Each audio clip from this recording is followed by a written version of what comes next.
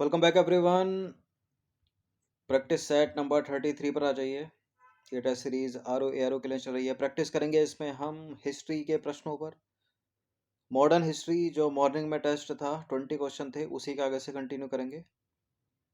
ठीक है, लेकिन उससे पहले एक छोटा सा करेक्शन कर लीजिए। मॉर्निंग में जो एक टेस्ट था 1937 के प्रांतीय चुनाव से रिलेटेड, ठीक है, जो क्वेश्चन था क्वेश्चन नंबर 6 जो था 1937 में हुए प्रांतीय चुनावों के संदर्भ में 4 कथन है उसमें। ठीक है, करेक्ट है अपना दूसरा वाला ही स्टेटमेंट। बस कांग्रेस ने 11 प्रांतों में से 5 प्रांतों में पूर्ण बहुमत हासिल किया था, और कांग्रेस की सरकार जो बनी थी कुल 7 प्रांतों की जगह 8 प्रांत कर लीजिए। ठीक है, 7 की जगह 8 में बनी थी, बाकी बी ही होगा इसका आंसर, दूसरा और तीसरा। तो 1937 के प्रांतीय चुनावों में जो कांग्रेस ने सरकार बनाई थी कुल 8 प्रांतों में बनाई थी। ठीक है, 5 में पूर्ण बहुमत, कुल 8 प्रांतों में। ठीक है, बाकी पहला और चौथा वाला तो गलत ही रहेगा। अब आ जाइए नए टेस्ट पर। Test number 33। क्वेश्चन नंबर 1 होगा इसमें, गांधी जी ने दांडी यात्रा की शुरुआत कब की थी? गांधी जी ने दांडी यात्रा की शुरुआत की थी मार्च में, 12 मार्च 1930 को। ऑप्शन नंबर ए है इसका आंसर। देखिए, गांधी जी ने नमक कर के विरोध में 12 मार्च 1930 को साबरमती आश्रम से दांडी यात्रा की शुरुआत की। क्वेश्चन नंबर 2 पर आ जाइए। लाहौर अधिवेशन से कई बार प्रश्न बना एग्जाम्स में। लाहौर अधिवेशन के संदर्भ में 3 कथन है यहाँ पर। यह दिसंबर 1929 में संपन्न हुआ। इसके अध्यक्ष वल्लभ भाई पटेल थे। इसमें पूर्ण स्वराज की घोषणा की गई। 1929 का लाहौर अधिवेशन, पंडित जवाहरलाल नेहरू अध्यक्ष थे। इसके पूर्ण स्वराज की घोषणा की गई। तो जहां जहां 2 है उसको हटा दीजिए, 1 और 3, इसका आंसर हो जाएगा सी, मतलब डी। इस टेस्ट की आप फुल टेस्ट सीरीज से जोड़ सकते हैं पूरे साल के लिए 149 में। ये नंबर इस पर कॉल या व्हाट्सअप करके। इतना कम इसलिए है ताकि सभी लोग इसको अफोर्ड कर सकें। देखिए, 1929 में दिसंबर के अंत में कांग्रेस ने अपना वार्षिक अधिवेशन लाहौर में आयोजित किया। यह अधिवेशन 2 दृष्टियों से महत्वपूर्ण था। जवाहरलाल नेहरू का अध्यक्ष के रूप में चुनाव, जो युवा पीढ़ी को नेतृत्व सौंपने का प्रतीक था, और पूर्ण स्वराज अथवा पूर्ण स्वतंत्रता की उद्घोषणा। तो पहला वाला गलत, दूसरा तीसरा सही है। हाँ, दूसरा वाला गलत है और पहला और तीसरा सत्य है। दूसरा असत्य है और पहला तीसरा सत्य है। क्वेश्चन नंबर 3, गांधी जी के संदर्भ में निम्नलिखित कथनों पर विचार करेंगे। जनवरी 1916 में दक्षिण अफ्रीका से भारत लौटे वो। सत्याग्रह का पहला प्रयोग गांधी जी ने बिहार के चंपारण में किया। दक्षिण अफ्रीका से लौटने के बाद उनकी पहली महत्वपूर्ण सार्वजनिक उपस्थिति बनारस हिंदू विश्वविद्यालय के उद्घाटन समारोह में हुई। कौन सा सही है इसमें? देखिए, 1915 में दक्षिण अफ्रीका से लौटे थे गांधी जी, न कि 16 में। गलत है स्टेटमेंट। सत्याग्रह का पहला प्रयोग गांधी जी ने दक्षिण अफ्रीका में ही कर लिया था, और भारत में फिर चंपारण था। तो दूसरा भी गलत है, केवल तीसरा वाला यहाँ पर सही है। तो जहाँ जहाँ 1 और 2 है उसको हटा दीजिए, केवल 3 इसका आंसर हो जाएगा, मतलब ए होगा। देखिए, गांधी जी 1893 में गए थे दक्षिण अफ्रीका, याद रखिएगा ये सन को। लगभग 2 दशक बाद वहां रहने के बाद 1915 में दक्षिण अफ्रीका से भारत लौटे वो। सत्याग्रह का पहला प्रयोग गांधी जी ने दक्षिण अफ्रीका में ही किया था।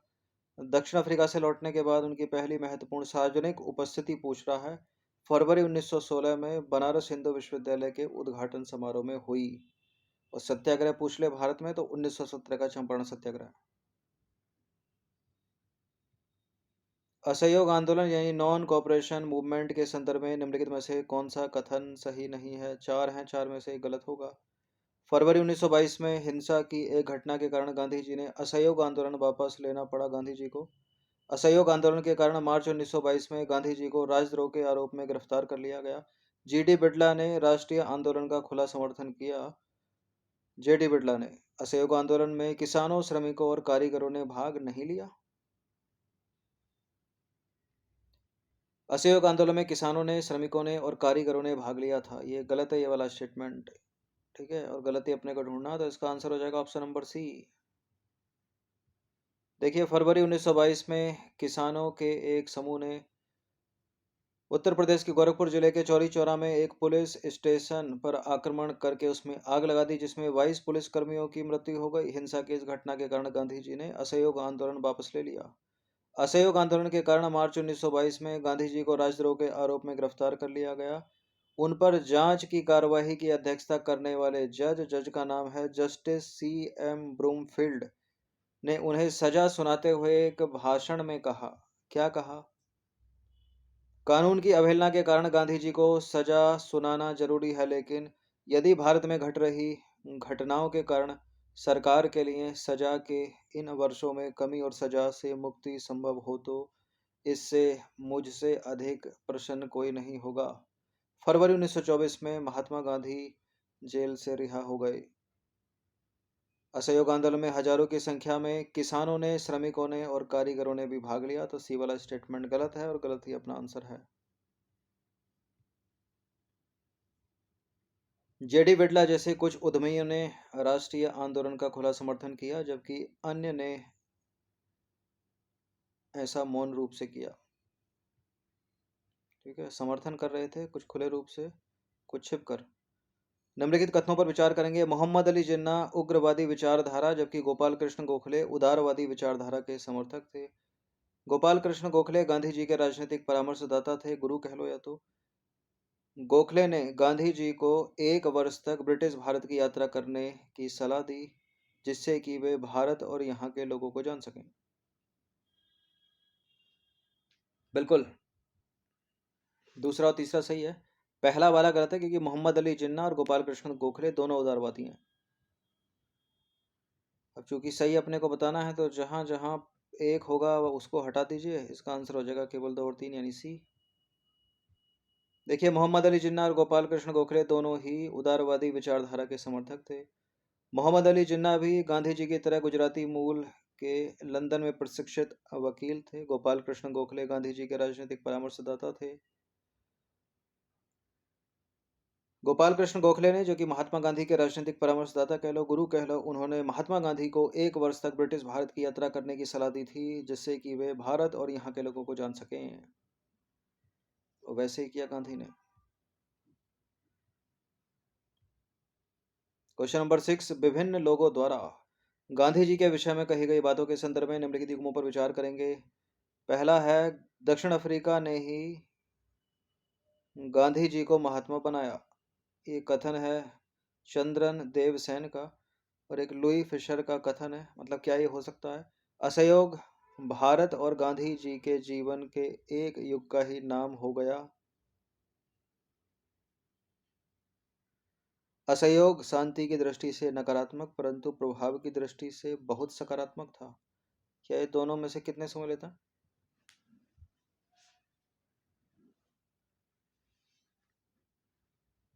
देखिए, दोनों के दोनों सही सम्मिलित हैं। ठीक है, तो सी हो जाएगा इसका आंसर। इतिहासकार चंद्रन देवसेन, देवनेसन, ठीक है, देवनेसन है। चंद्रन देवनेसन ने टिप्पणी की कि दक्षिण अफ्रीका ने ही गांधी जी को महात्मा बनाया। महात्मा गांधी के अमेरिकी जीवनी लेखक लुई फिशर ने लिखा है कि असहयोग भारत और गांधी जी के जीवन के एक युग का ही नाम हो गया। असहयोग शांति की दृष्टि से नकारात्मक, परंतु प्रभाव की दृष्टि से बहुत सकारात्मक था। इसके लिए परिवाद, परित्याग और स्व अनुशासन आवश्यक थे। यह स्वशासन के लिए एक प्रशिक्षण था।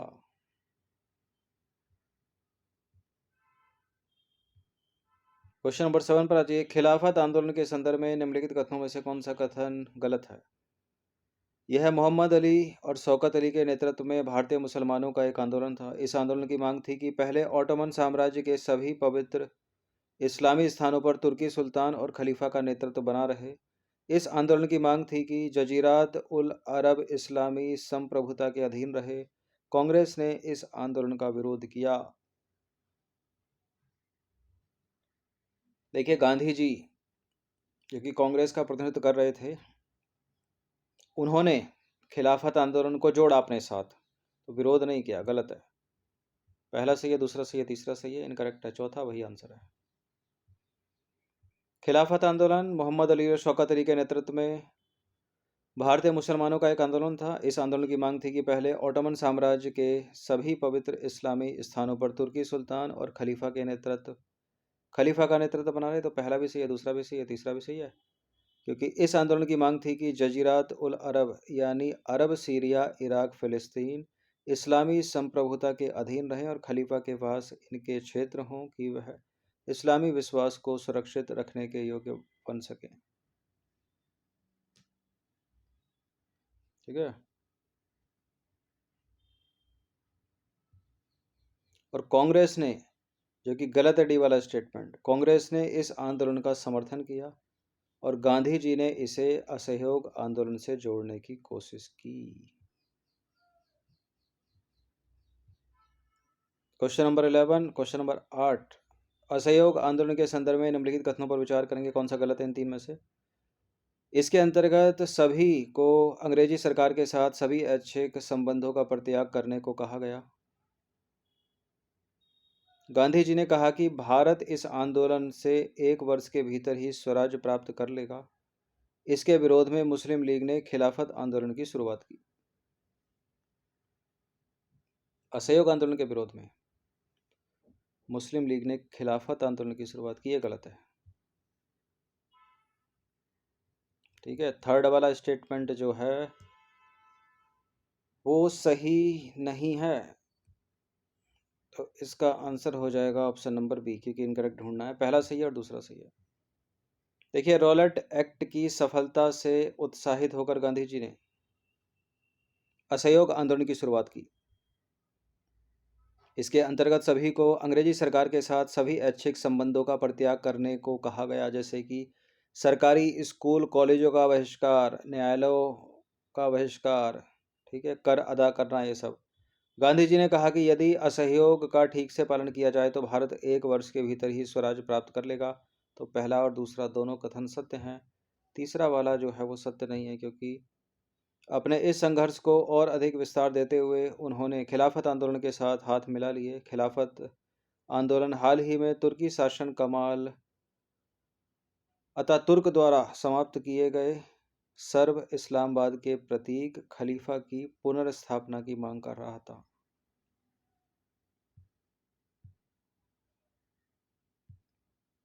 रॉलेट एक्ट के संदर्भ में निम्नलिखित कथनों पर विचार करेंगे। सर सिडनी रॉलेट की अध्यक्षता वाली समिति की संस्तुतियों के आधार पर लाया गया था यह रॉलेट एक्ट। ठीक है। संस्तुति यानी रिकमेंडेशन इंग्लिश में। इसके विरोध में जलियांवाला बाग में सभा एकत्र हुई थी। बिल्कुल ये सही है, दोनों के दोनों कथन, सी है इसका आंसर। देखिए, प्रथम विश्व युद्ध जो कि हुआ था 28 जुलाई 1914 से 11 नवंबर 1918 के बीच में, के दौरान अंग्रेजों ने प्रेस पर प्रतिबंध लगा दिया था और बिना जांच के कारावास की अनुमति दे दी थी। अब सर सिडनी रॉलेट की अध्यक्षता वाली समिति की संस्तुतियों के आधार पर इन कठोर उपायों को जारी रखा गया। इसके जवाब में गांधी जी ने देश भर में रॉलेट एक्ट के खिलाफ अभियान चलाया। अप्रैल 1919 में अमृतसर के जलियांवाला बाग में रॉलेट एक्ट, अंग्रेजों की दमनकारी नीतियों और दो नेताओं डॉक्टर सत्यपाल और सैफुद्दीन किचलू की गिरफ्तारी के विरोध में सभा एकत्र हुई। एक अंग्रेज ब्रिगेडियर ने इस सभा पर गोली चलाने का आदेश दे दिया जिसमें 400 से अधिक लोग मारे गए। इस दुखद घटना को जलियांवाला बाग हत्याकांड या नरसंहार के नाम से जाना जाता है। वर्तमान में यह जगह पंजाब के अमृतसर में है। 10वां प्रश्न है, गांधी जी के संघर्ष के संदर्भ में निम्नलिखित युग्मों पर विचार करेंगे। खेड़ा सत्याग्रह, अहमदाबाद मिल हड़ताल, चंपारण सत्याग्रह। उपरोक्त युग्मों में से कौन सा जो है सही सुमेलित नहीं है। चंपारण सत्याग्रह के सामने लगान माफी लिखी है, जबकि लगान माफी है खेड़ा सत्याग्रह से। और काश्तकारी की सुरक्षा से था चंपारण सत्याग्रह। अहमदाबाद मिल हड़ताल के सामने श्रम विवाद लिखा है, दूसरा वाला सही है। तो इनकरेक्ट कौन से हो गए, पहले और तीसरे। सी है इसका आंसर। करेक्ट पूछ लेता तो बी होता आंसर। देखिए, चंपारण सत्याग्रह 1917 का, इसमें महात्मा गांधी ने किसानों के लिए काश्तकारी की सुरक्षा के साथ साथ अपनी पसंद की फसल उपजाने की आज़ादी के लिए संघर्ष किया।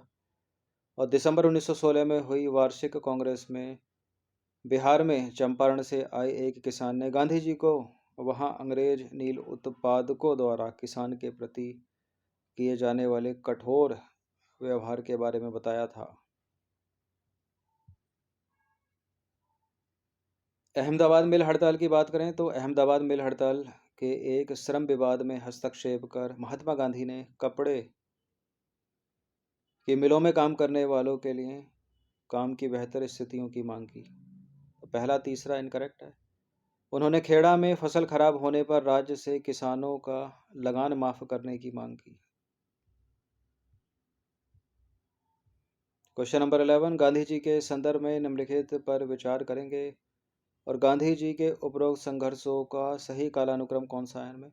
अहमदाबाद मिल हड़ताल कब की? चंपारण सत्याग्रह तो 1917 का है। रोलेट एक्ट के विरुद्ध अभियान कब चलाया गया? खेड़ा सत्याग्रह कब का? देखिए चंपारण तो 1917 का है, 1917, तो सबसे पहले आ जाएगा दूसरा। अब दूसरा इसमें है और इसमें है। उसके बाद है अहमदाबाद मिल हड़ताल है फरवरी 1918 की, ठीक है। फिर खेड़ा आ जाएगा चौथा, ये है मार्च 1918, और ये तो सभी को पता होगा रोलेट एक्ट 1919 आया था। तो इसके विरुद्ध जो अभियान चलाया जाएगा वो 1919 में चलाया जाएगा। दूसरा, पहला, चौथा, तीसरा, बी है इसका आंसर। चंपारण 1917, अहमदाबाद मिल हड़ताल फरवरी 1918, ठीक है। लगान माफी ये काश्तकारी वाला हो गया मार्च 1918, ये है काश्तकारी वाला। खेड़ा मार्च 1918, रॉलेट एक्ट के विरुद्ध अभियान 1919। बाल गंगाधर तिलक, बिपिन चंद्र पाल और लाला लाजपत राय के संदर्भ में विचार करना है। ये तीनों नेता बंगाल के स्वदेशी आंदोलन से उभरे थे। ये तीनों लाल, बाल और पाल के रूप में जाने जाते थे। ये तीनों नेता उदारवादियों के समर्थक थे। देखिए ये थे गर्मपंथी, ना कि नरमपंथी। पहला दूसरा सही है, तीसरा वाला गलत है। तो इसका आंसर हो जाएगा केवल एक और दो, ठीक है। ये तीनों नेता जो हैं औपनिवेशिक शासन के प्रति लड़ाकू विरोध का समर्थन करते थे, ना कि उदारवाद का। तो तीसरा वाला गलत है, पहला और दूसरा सही है। लाल बाल पाल इनको कहा जाता है। वर्ष 1905-7 के स्वदेशी आंदोलन के ने कई प्रमुख नेताओं को जन्म दिया, जिनमें महाराष्ट्र के बाल गंगाधर तिलक, बंगाल के बिपिन चंद्र पाल और पंजाब के लाला लाजपत राय। तीनों ये लाल बाल पाल के नाम से जाने जाते हैं। क्वेश्चन नंबर 13 अभिकथन और कारण वाला है। अभिकथन ये क्या कहता है? क्रिप्स मिशन द्वितीय विश्व युद्ध के दौरान भारत से पूर्ण सहयोग हासिल करने के लिए ब्रिटिश सरकार ने भेजा था, जो असफल रहा था। और कारण क्या है इसका? इस मिशन का नेतृत्व सर स्टैफोर्ड क्रिप्स कर रहे थे। चूंकि सर स्टैफोर्ड क्रिप्स इस मिशन का नेतृत्व कर रहे थे, इसलिए क्रिप्स मिशन द्वितीय विश्व युद्ध के दौरान भारत से पूर्ण सहयोग हासिल करने के लिए ब्रिटिश सरकार ने भेजा, जो असफल रहा। देखिए कुछ व्याख्या नहीं कर रहे हैं ये दोनों के दोनों, मतलब हैं तो दोनों करेक्ट, लेकिन एक दूसरे की व्याख्या नहीं करते हैं। तो बी तो हो नहीं सकता इसका आंसर, कोई सही गलत नहीं है, तो सी डी भी नहीं हो सकता, तो ए ही होगा इसका आंसर। हाँ सॉरी, व्याख्या तो कर नहीं रहे हैं ये, तो ए तो हो नहीं सकता, कोई सही गलत नहीं है, तो सी डी भी नहीं हो सकता, तो बी ही होगा इसका आंसर, क्योंकि दोनों के दोनों सही है लेकिन व्याख्या नहीं करते हैं ये।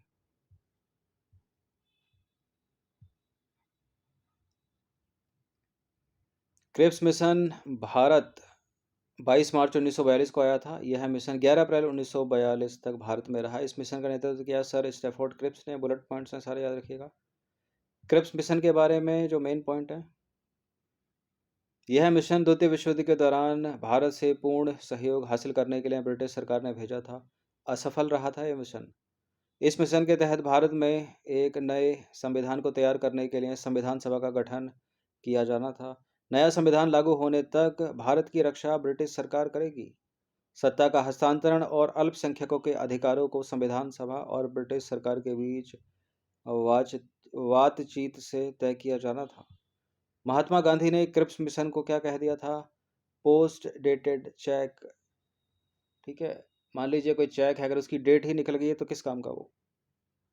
Sir Stafford Cripps Winston Churchill के मंत्रिमंडल में एक लेबर मंत्री थे जो इसको लाए थे। Question number 14, sir Stafford Cripps की योजना में परिकल्पित किया गया था कि द्वितीय विश्व युद्ध के बाद भारत को विदाई स्वतंत्रता दी जाएगी, भारत को पूर्ण स्वतंत्रता दी जाएगी। मुस्लिम लीग भारतीय स्वतंत्रता की मांग करने वाले कांग्रेस आंदोलन में शामिल होगी, या भारत को नया संविधान बनाने के लिए संविधान सभा प्रदान की जाएगी। सर स्टैफोर्ड क्रिप्स की योजना में परिकल्पित किया गया था कि भारत को नया संविधान बनाने के लिए संविधान सभा प्रदान की जाएगी। डी है इसका आंसर।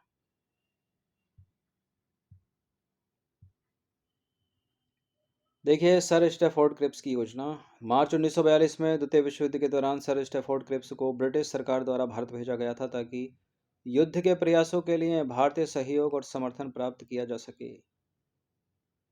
भारत के लोग बोल रहे थे दे देंगे हम समर्थन, लेकिन युद्ध के बाद भारत को पूर्ण स्वतंत्रता चाहिए, लेकिन ये लोग अंग्रेज राजी नहीं हुए, तो असफल हो गया क्रिप्स प्रस्ताव या मिशन। क्रिप्स द्वारा प्रस्तावित योजना भारत को स्वशासन प्रदान करने की दिशा में एक महत्वपूर्ण कदम था। संविधान सभा का प्रस्ताव, क्रिप्स योजना ने युद्ध के बाद भारत के लिए एक नए संविधान को तैयार करने के लिए एक संविधान सभा की स्थापना का प्रस्ताव रखा। यह एक बड़ा कदम था क्योंकि इसने भारतीयों को अपना संविधान तैयार करने के अधिकार को स्वीकार किया। क्वेश्चन नंबर 15, किस ब्रिटिश प्रधानमंत्री ने क्रिप्स मिशन को भारत भेजा था? विंस्टन चर्चिल, क्लेमेंट एटली, Benjamin Disraeli, Robert बालपोल। Winston Churchill था उस समय। डी है इसका आंसर।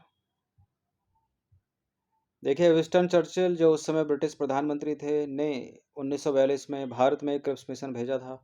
यह 22 मार्च 1942 को हुआ था और इसका नेतृत्व स्टैफोर्ड क्रिप्स ने किया था, जो एक वरिष्ठ मंत्री और लेबर पार्टी के सदस्य थे विंस्टन चर्चिल के मंत्रिमंडल में।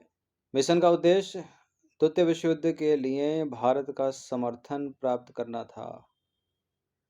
भारतीय बोले समर्थन ले लो, लेकिन पूर्ण स्वतंत्रता दे दो।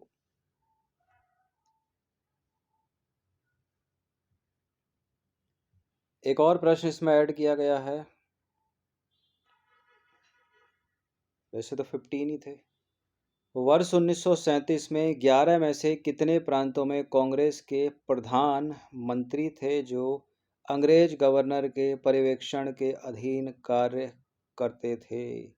तो 1937 के प्रांतीय चुनावों में कांग्रेस ने 11 में से 8 प्रांतों में सरकारें बनाई थी, तो 8 मंत्री थे। ठीक है, डी है इसका आंसर। इस प्रश्न को एडिट किया गया है 32वां जो 1937 का था उसको रिवाइज करने के लिए।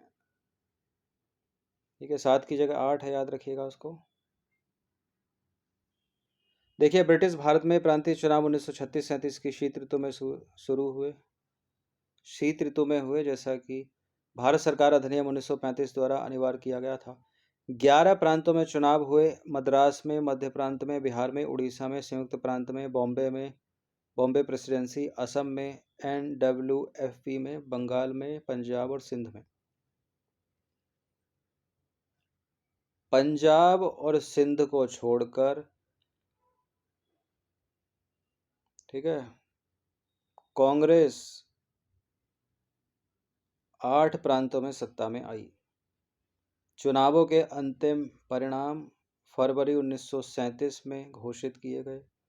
अखिल भारतीय मुस्लिम लीग किसी भी प्रांत में सरकार बनाने में विफल रही।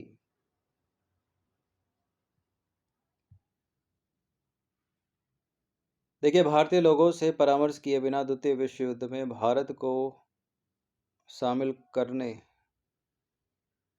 की वायसराय लॉर्ड लिन्थगो की कार्यवाही के विरोध में कांग्रेस मंत्रिमंडल ने अक्टूबर और नवंबर 1939 में इस्तीफा दिया। इस चीज को याद रखिएगा।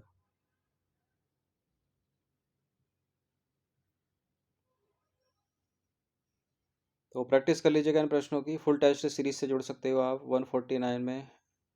ठीक है, करंटली ऑफर में है ये पूरे साल के लिए। सब्सक्राइब रखना सिविल सर्विस स्टडी चैनल को। धन्यवाद।